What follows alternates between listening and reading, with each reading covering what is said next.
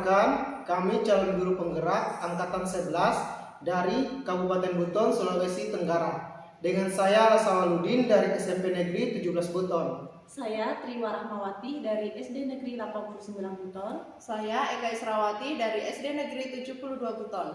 Dan kami di sini akan melaksanakan demonstrasi kontekstual modul 2.3 coaching untuk supervisi akademik yang terdiri dari observer, coach, dan coaching. Selamat menyaksikan. Ya, baik Bu. Assalamualaikum warahmatullahi wabarakatuh. Waalaikumsalam warahmatullahi wabarakatuh. Alhamdulillah. Bagaimana kabarnya Bu? Alhamdulillah Pak, hari ini kabar saya sehat. Baik Bu, sebelum kita mulai proses coaching, di sini saya berperan sebagai observer atau pengamat. Tentunya akan melihat proses coaching yang akan dilakukan Ibu dengan coachingnya nanti. Namun yang menjadi rujukan dalam rubrik penilaian nanti adalah bagaimana proses melakukan coaching dan kompetensi inti dalam coaching tersebut. Jadi perlu di sini saya jelaskan bahwa dalam coaching ada beberapa prinsip yang harus kita terapkan. Pertama itu kemitraan. Jadi Ibu menjalin kemitraan dengan coachingnya. Yang kedua proses kreatif. Selama melakukan coaching, di situ ada proses kreatif yang perlu dikembangkan. Kemudian yang terakhir, yang ketiga yaitu memaksimalkan potensi. Dalam artian Ibu sebagai coach, Ibu harus memaksimalkan potensi yang dimiliki oleh coaching Ibu. Selanjutnya juga di sini ada namanya kompetensi inti coaching. Di mana kompetensi inti coaching ini yang perlu dikembangkan selama melakukan coaching. Yang pertama itu presence atau kehadiran penuh. Berarti Ibu sebagai coach itu harus memang mendengarkan aktif. Ya. Assalamualaikum Bu. Waalaikumsalam. Iya.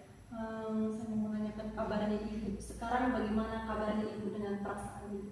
Alhamdulillah kabar saya hari ini tuh baik. Cuman ada sedikit perasaan saya yang mengganjal. Pada saat saya mengajar di kelas itu Bu, murid-murid saya itu kurang aktif. Mereka itu pada saat saya mengajukan pertanyaan, mereka itu kayak tidak mau menjawab. Kemudian pada saat saya beri kesempatan mereka untuk bertanya, mereka juga tuh tidak mau bertanya, begitu loh Bu. Gimana ya? Jadi permasalahannya Ibu tadi itu bahwa siswanya Ibu tidak aktif, kemudian ketika maju ke depan atau presentasi ketika ditanya tidak menjawab ya. Jadi kira-kira tujuan apa yang ingin Ibu capai nanti dari hasil pembicaraan kita? Saya ingin tuh murid saya lebih aktif, itu aja sih. Lebih aktif pada saat pembelajaran di kelas, mereka senang bertanya atau mengungkapkan pendapatnya itu mereka senang gitu loh. Jadi kira-kira Bu, dari permasalahan Ibu tadi yang siswanya Ibu tidak aktif, kemudian ketika maju ke depan Ibu memberikan pertanyaan tidak dijawab, itu penyebabnya apa ya Bu? Kenapa bisa seperti itu? Apa ya penyebabnya? Mungkin sepertinya mereka itu kayak kurang termotivasi gitu loh Bu. Menurutnya Ibu, itu siswanya Ibu itu tidak aktif yang seperti apa Bu? Begini Bu, mereka itu pada saat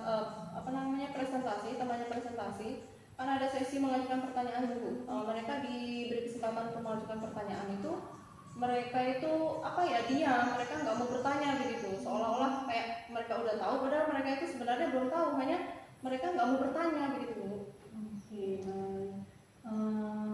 Menurut Ibu, ketika Ibu mengajar itu metode pembelajaran apa yang sudah Ibu terapkan?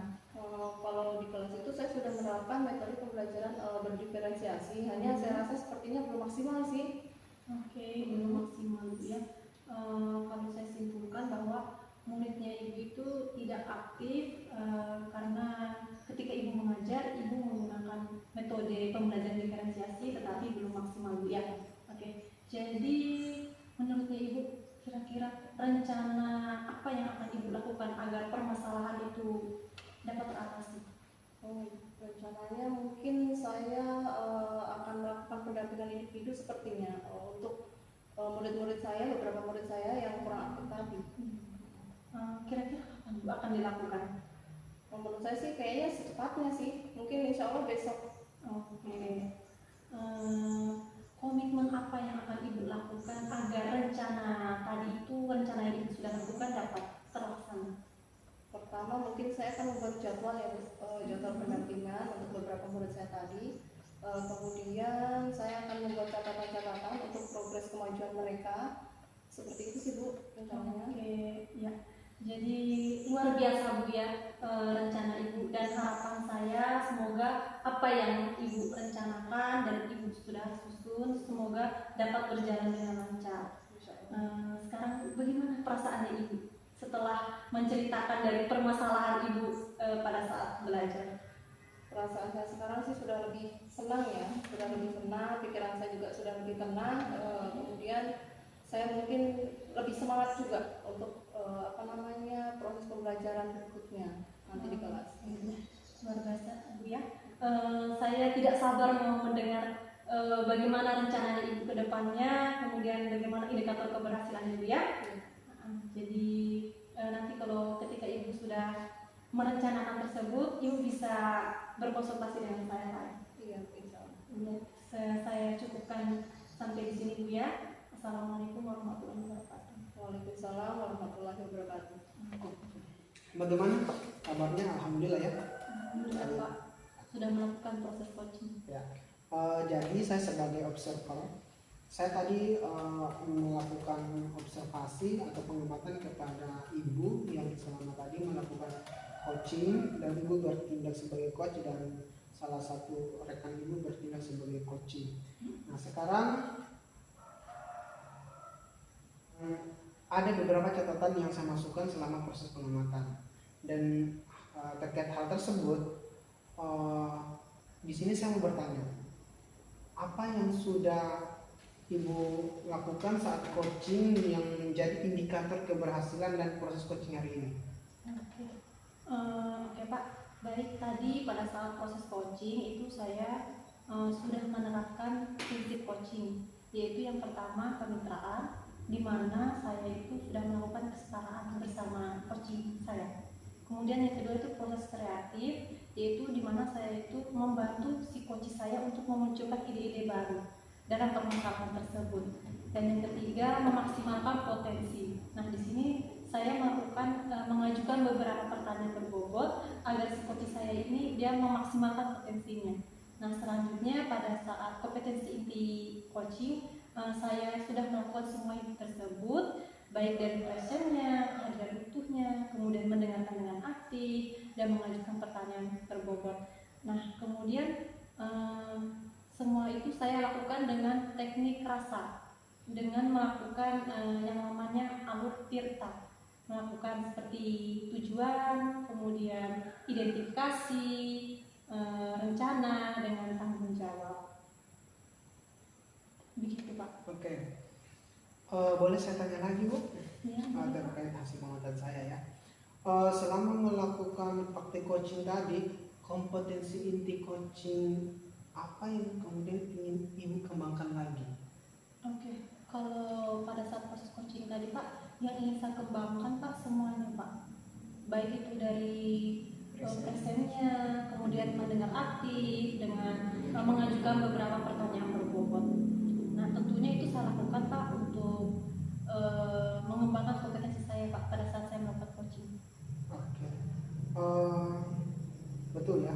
Tentunya bahwa seorang coaching itu dalam melakukan coaching, bahwa coach itu dan coach harus ada prinsip coaching yang harus diterapkan, mulai dari kemitraan, proses kreatif, kemudian memaksimalkan potensi. Kemudian kompetensi inti coaching juga, misalnya presence, mendengarkan aktif, mengajukan pertanyaan yang berbobot, itu sangat penting juga kan, dengan alur tirta dan teknik rasa. Dan selama saya melakukan pengamatan tadi, memang saya melihat ibu sudah melakukan semua itu, dan bahkan kita merujuk pada rubrik indikator keberhasilan memang sudah sesuai. Di sini saya sangat mengapresiasi keberhasilan ibu dalam hal melakukan coaching, dan saya berharap semoga ibu bisa menerapkan dan lebih melatih lagi supaya menguatkan kompetensi di coaching kepada rekan-rekan sejawat lagi atau kepada rekan-rekan guru, agar kompetensi di coaching ini bisa menguat dan bisa berkembang. Mungkin itu saja Bu, saya akhiri bahwa kita cukupkan saja kalau proses supervisi ya. Ya, kita akhiri dan saya tutup dengan wabillahi taufiq wal hidayah. Wassalamualaikum warahmatullahi wabarakatuh. Waalaikumsalam. Oke, demikianlah video dari kami, semoga bermanfaat. Wassalamualaikum warahmatullahi wabarakatuh. Salam guru penggerak.